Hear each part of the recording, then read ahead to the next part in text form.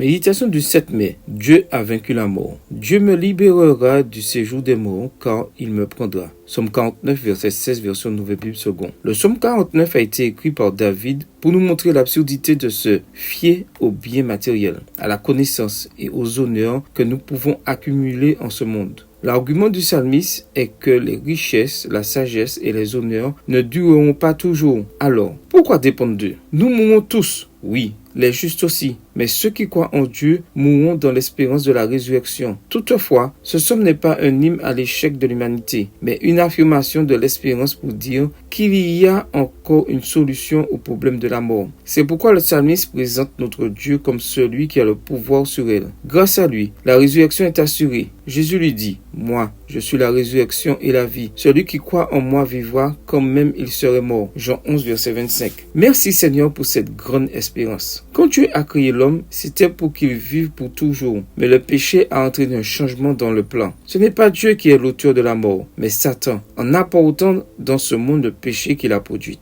Mais le Créateur a répondu au péché par la grâce. Mais le Créateur a répondu au péché par le salut grâce à notre Sauveur Jésus-Christ. C'est lui qui a mis fin au pouvoir de la mort et qui, par la bonne nouvelle, a révélé la vie immortelle. 2 Timothée 1, verset 10, version Bible en français courant. Puisque les enfants participent au sang et à la chair, lui aussi d'une manière semblable y a participé, afin d'écraser par sa mort celui qui détenait le pouvoir de la mort, c'est-à-dire le diable. Hébreux 2, verset 14. Dieu est le seul à pouvoir vaincre la mort, parce qu'il est la source ou l'origine de la vie et la source ou l'origine de la résurrection. Le fait qu'il puisse ressusciter des personnes qui sont mortes signifie non seulement qu'il met fin à la mort, mais aussi qu'il inverse complètement le processus en ramenant à la vie ce qui s'était désintégré. Cela nous donne une espérance absolue, totale et parfaite. Autrement dit, à partir de là, il n'y a rien que notre Dieu ne puisse faire pour nous, parce qu'il fait revivre ceux qui ne vivaient plus. Comment ne pas ressentir de l'amour et de la gratitude pour un tel Dieu? Comment ne pas nous cramponner chaque jour à lui et ne pas reconnaître qu'il est tout ce dont nous avons besoin?